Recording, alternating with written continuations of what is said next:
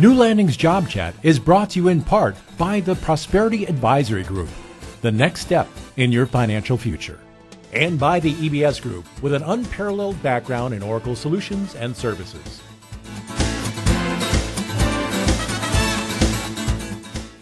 We all need others in our private and professional lives, but how do we get real with them? How do you get real with people in general? That is the subject of today's Job Chat. Your hosts are Hector Silva and Sarah CAIN. And our guest is Harry Campbell. Welcome, Harry. Thank you very much. Harry Campbell is a senior executive with a strong track record of success over 26 plus years. Harry is a business speaker and author of the book Get Real Leadership, available on Amazon. He is known as an identifier, developer, and motivator of exceptional talent at all levels of the organization. Welcome, Harry.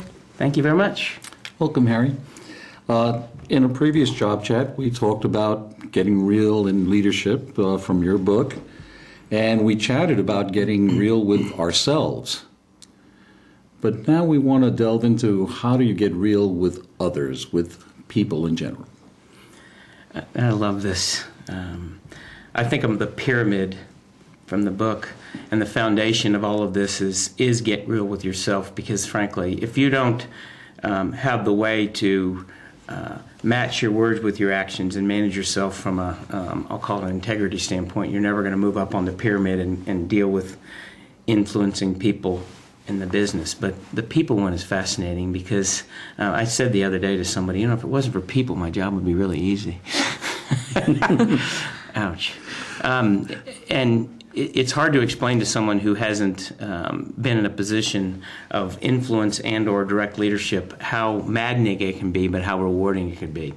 The first thing I would say is to get real or lead people, you have to understand that it isn't about an org chart. This isn't about I'm in charge, and therefore you got to do what you got to do and what I say.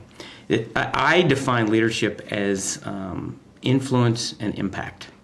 That has nothing to do with whether you're in charge.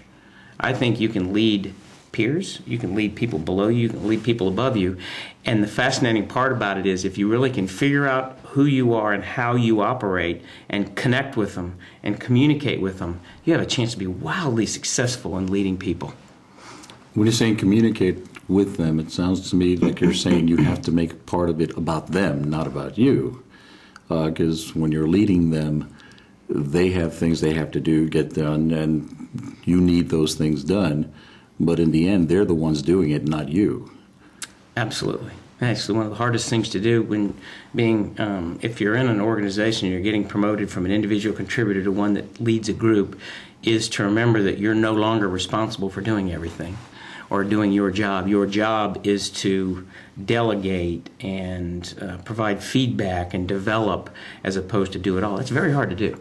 And if you're going to be successful, particularly in the larger and larger organizations, or even if it's a small org but it has a lot of goals, what you have to do is you have to figure out how to get people to want to do their best and to be very productive externally and to move down the field.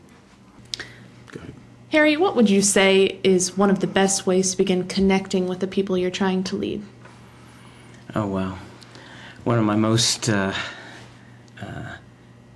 interesting things to talk about. I'm going to start with a premise here that I fully believe is important. That's begin with optimism. I'm blessed that I'm an optimistic person. Some people are, some aren't. And when I say I'm optimistic, I tend to be very optimistic about people. So here's a fundamental theory I have. If you start from optimism, so I'm going to define this even more simply. I'm going to say, I'm going to start a job and I'm going to say, Sarah, I'm assuming you are great at your job until you prove me otherwise. And I've had bosses that said that. And I said, okay, let's get rolling. I've also had bosses that said, you know what, Harry, Hector, Sarah, not sure how this is going to work out, but as we work together over the next few months, I'll figure out whether you're going to be good at your job or not, and then we'll go from there. And I always used to say, well, I have no idea how this is going to play out. And that optimism is one of those ways you can connect with people. I have a theory.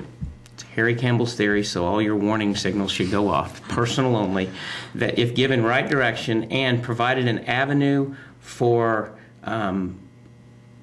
input or complaining if necessary in a way that doesn't get someone in trouble, truly doesn't get them in trouble, but if done that way, 98% of the people in the United States will do a mediocre to great job. And mediocre's fine. They want to do well. And I am optimistic about that. So my whole theory is to try to figure out avenues that if they need to complain or they have an idea or they feel listened to, they have the avenue to do it and it has no friction in it. There are too many companies that say, oh, provide your ideas anytime you want, but they have to go through 3 levels of management, they have to check with HR and legal, and it's a little frowned upon because they're not in a position that they should have had that idea. No, there needs to be no friction.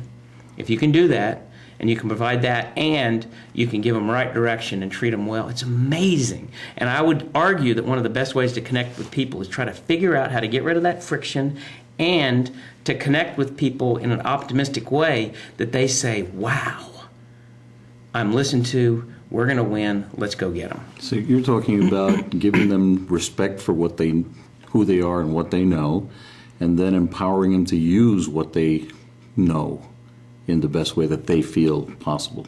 You said it better than I did. That was nice. Here's the way I would describe that. When I first got my job at Embarks, I was the president of the consumer business. We had well over 2,000 people on the phones across the United States in call centers, usually about 150 people per call center, mainly service but some sales. These people were in somewhat of a job shop, check in, check out to make sure 8 hours, hourly workers. If they were over 5 minutes late for their job, they got an occurrence. If they had 3 occurrences, they got a tardy. 3 tardies, they lost their job. These were people working in rural areas of North Carolina, even Florida, Oregon, all over the United States. They were driving sometimes 45, 50 minutes because the jobs were very good. They were Fortune 500 benefits. They were treated with respect. It was a great job. A 45-minute drive with no wiggle room in terms of being late, you could have a babysitter issue, child care, you could get behind a farm implement, you could get behind a wreck, you could have an accident, all sorts of things could happen. The stress that they carried was high. We did something very interesting. Didn't seem particularly bold, but it went over well and it really speaks to connecting with folks. We just changed the rule. We said the new policy is give us 8. Starting at 7:30 in the morning and go until 8:30, you can show up whenever you show up. 7:30 to 8:30, and you please give us 8 when you leave. So you're not checking in and checking out. We're not worrying about that. But if you come in 20 minutes early, you can leave 20 minutes early. If you come in late, please stay late and give us your 8. When we rolled this out, we got a standing ovation. You would have thought we'd doubled people's pay. And what I realized was it was more important to them to have the stress be gone than it was to worry about the issue of hourly pay at that point. And I said, wow. So we did this. And what was fascinating about it was people don't change much of their habits. They all kind of showed up at 5 to 8 or 8, but they knew that the 3 times a year out of 250 work days that they needed to be a little late or they wanted to leave early and they could come early, they knew in the back of their minds that was fine. There was no friction. It is crazy how positive and productive that was, but it made people leave a little bit of that baggage behind and do their job better. It was nutty. So people or managers who would think that would be abused, you totally proved them wrong. We did. We tested it in one center. We don't roll something like that out to 2,000 people at once because you've got customers to take care of. We tried it in one center. It was so phenomenally successful so early that we rolled it out quickly, but we didn't know how it would operate. The best part about it, it was an unintended consequence, I wish I was smart enough to figure this out, was that there were people, I said 98% of the people will do really well, 2% are a bit lazy and they might try to cheat you, who knows, or they're not good at their job. The fact is there were people that realized, since they weren't being tracked, that they could come in late and leave early and they weren't going to be caught. Well, what happened was their peers caught them. It was so beautiful. So if, Hector, you were one of those people that try to shave 20 or 30 minutes off by coming in late and leaving early, we would have 2 or 3 people come over and say, Hector, we know what you're doing. We really, really like the new system. In fact, it's a phenomenal system, and you're messing it up. And if we have to go back to the old system, we're going to be really mad. So could you give them 8? I've never seen that happen before. It was so productive. It was amazing. So it became peer leadership. Yes, it did. It was peer leadership. Well, I'll let you know, we don't work that way here. We need to stay until we finish the show. Okay. So there's... New Landings Job Chat will be back right after a word from our sponsors.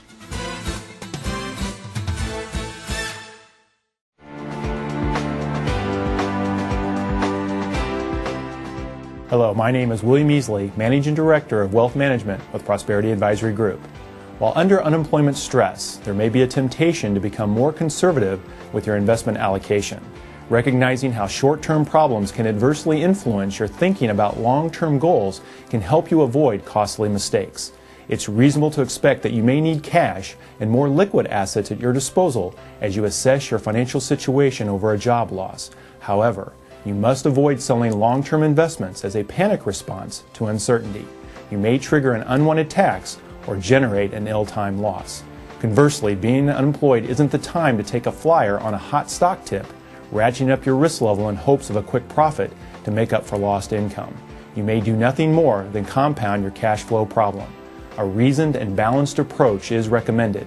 Start by seeking out a qualified financial planner, such as a CFP professional, who can help you assess your unemployment situation, suggest strategies for...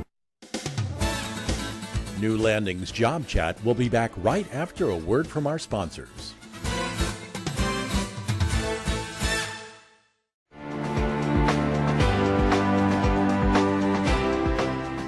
Hello, my name is William Easley, Managing Director of Wealth Management with Prosperity Advisory Group.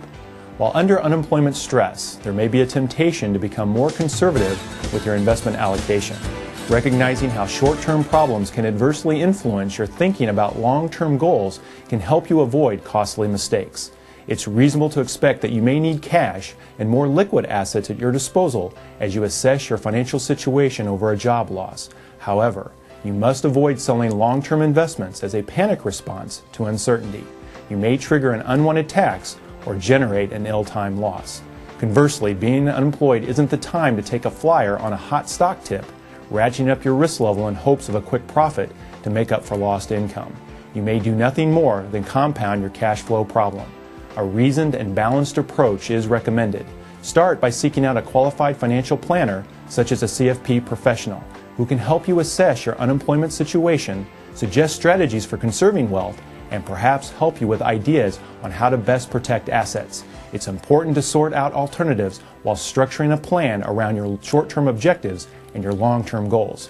Again, I'm William Easley with Prosperity Advisory Group, the next step in your financial future.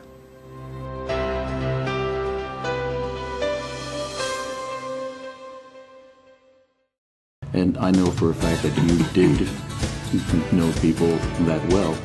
And I had heard where people were going to your office and they were, shall we say, at a high level of anxiety because they were going in to see the president. And when they walked in the office, you called them by their name, and all of a sudden that fear factor just kind of disappeared. Mm-hmm. So when you're talking about what you talk about in your book, getting real with people, it's something that you've lived.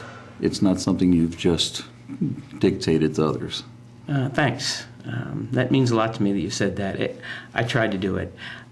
Maybe we'll just go back to the golden rule. When I was growing up in business, I didn't have that kind of environment, and I would have loved it. I rarely saw my vice president, didn't know or had never been to the office of my president or anybody above that at Procter & Gamble. It isn't bad or good, it just was. And I realized that that was not as good of environment, and therefore when I got to be in a bigger job, I thought one of the ways that I can help the organization and, by the way, help me. I make better decisions, understand the culture, the direction, the issues we're facing business-wise, internally and externally, and people-wise, if I have a better understanding of who the people are. And you make it very clear to people that they can talk to you, and they can be transparent, and they can be vulnerable. I love both of those words. Leaders need to be thinking about that. Realness comes from transparency and vulnerability. And if you're willing to do that, and you protect that for people the first few times it happens, it builds your reputation as someone that's willing to do it. And I think then it has this sneaky, really cool thing of making the business better. Let's take it out of the corporate realm, and you're out there looking for a job. You have a network of people that you expect to, or not expect, but you would like for them to help you find a job.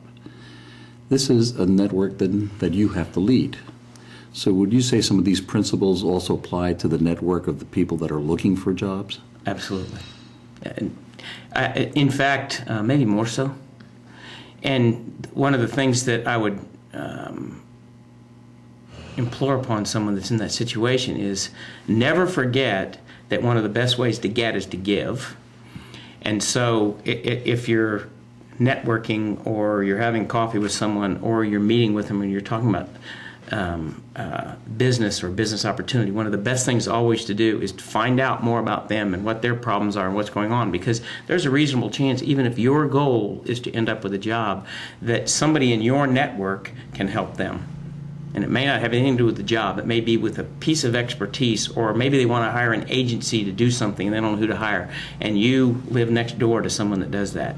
I think the ability to give leads to getting, and I think doing that and connecting with people in a way that they really believe that you care about them leads to so many good things. It spirals upward is what I like to talk about that.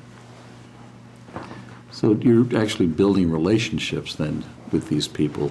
It's not just a request you're making to them, but you're building that relationship so they want to help you, as opposed to thinking that you're just asking them to help. Yes. And it's more than just handing out business cards. Way more than that. Way more than that.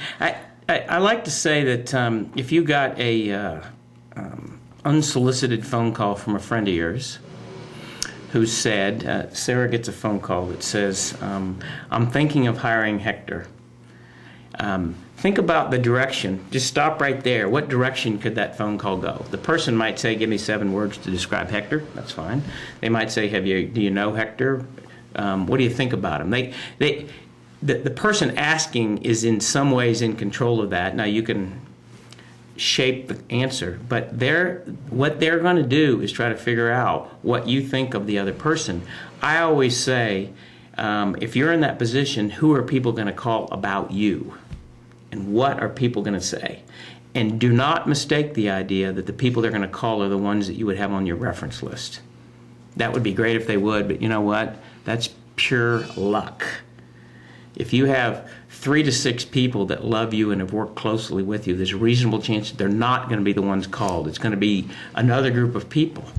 Therefore, it's not the ones that you've spent all the time and nurtured and you made sure that you act really, really well around them and you're really smart around them. It's the other people that you've run into or you've worked in the office next to you but had nothing to do with their business, and they've seen you operate, but you didn't even know they were paying attention to you.